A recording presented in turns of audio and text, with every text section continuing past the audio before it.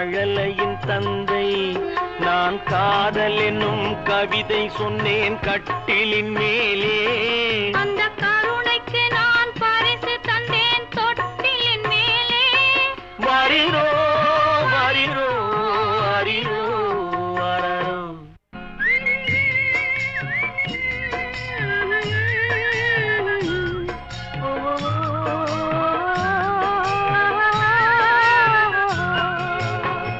நீரோடும் வைகையிலே நின்றாடும் மீனே, நெய்யூரும் கானகத்தில் கை காட்டும் மானே, தாலாட்டும் வானகத்தில்